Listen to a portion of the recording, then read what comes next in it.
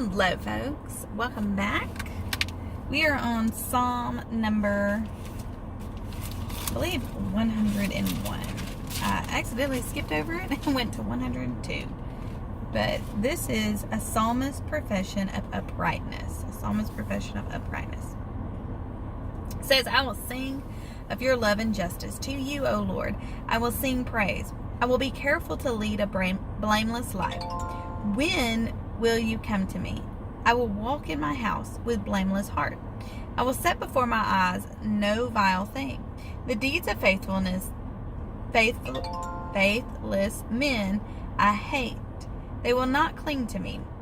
Men of perverse heart shall be far from me. I have nothing to do with evil.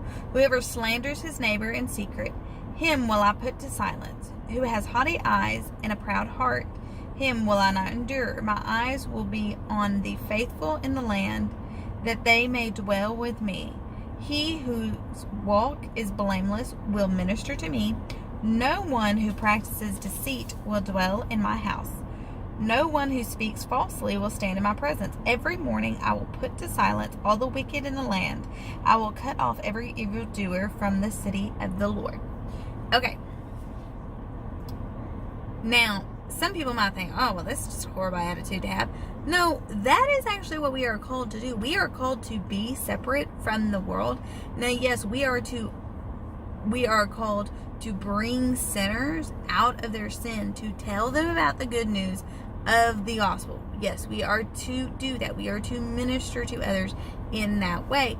But that doesn't mean that if somebody comes up to you and is like, oh, hey, have you heard about so-and-so? That you should sit there and listen to them. You should say, well, first of all, have you talked to that person? And if not, don't talk to me about it. And then, we're also to, where it says, men of perverse heart shall be far from me. I will have nothing to do with the evil. That is, if it is not of God, we should have nothing to do with it.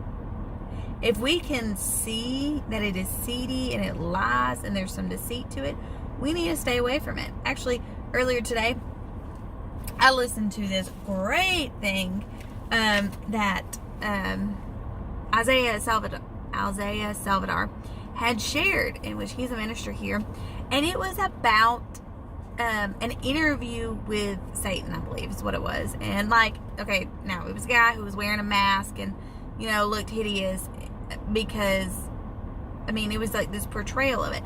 But go back and actually watch that video and listen to what he is saying.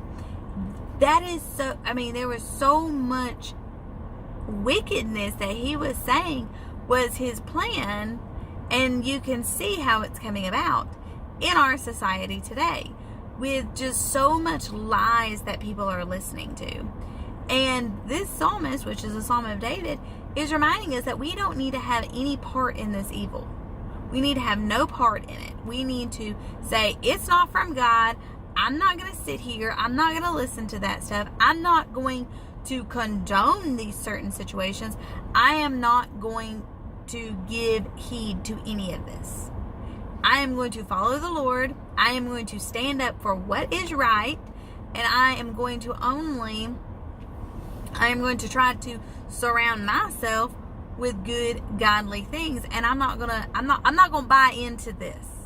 I'm not gonna spend my hard-earned money on stuff that goes against the Lord, or with brands that go against the Lord. Hello. We see that a lot happening right now today. So I'm not gonna spend my money on that stuff. I'm going to instead focus on God, in which a lot of us, we need to understand that we live in a society where we have to have everything. We have to have the new this, the new that, a new vehicle, a new bigger house. I gotta have a better paying job. I gotta have this, I gotta have that. Because you know why? We are given over to our lust. Oh, you don't want to admit that, do you? No, you got some lust and you're given over to it. That is your want. My daughter told me the other day, I saw a t-shirt and I was telling my husband about it, and it said, I read things so I know stuff. I know things. I read, so I know things. And I told him, I said, I really want that shirt. And my daughter was real quick, little Athena was real quick to tell me, oh, no, you want it. You don't need it. And I stopped for a second and I said, you're right. I want it. I don't need it. I don't need that shirt. And I think a lot of us in today's society, we need to start understanding the difference between a need and a want. Because the want is the lust of your eyes, perceiving something, seeing something that somebody else has or something in a store, and then all of a sudden, oh, I gotta have it. No, you want it. You don't need it. And probably actually start scaling our lives back a whole bunch and being more content with the life that God has given us. I mean, He gives us so much. He pours out so much on us that we can't even differentiate between a blessing and things that we just expect. People are getting true blessings. They are getting truly healed. I mean, like, miracles still happen daily. People getting healed, people getting saved, people turning their life to the Lord, people being baptized with the Holy Spirit, people seeing things going on around them, and yet they don't believe that it's a true blessing. They don't believe any of that stuff because we have become so brainwashed by the society around us that we don't even give credit where credit is due to the Lord when He truly blesses us. And that is extremely sad. But that's because we let ourselves be surrounded by the evils of this world and the evildoers and the haughty speakers and things like that. And that this psalmist, David as a psalmist, he was so right. We do not need to give any space to anything like that. I told my daughter, I said, you don't need to give the devil a seat at your table, let alone able to sit here on your shoulder and whisper into your ear. No, you don't even need to allow him to do that. Take the authority back over things like that. Don't allow it to happen. So I pray that this lesson has blessed you. I pray the Lord blesses you, keeps you, makes His face shine upon you, and all things is gracious unto you. And until next time, God bless you and have a wonderful day.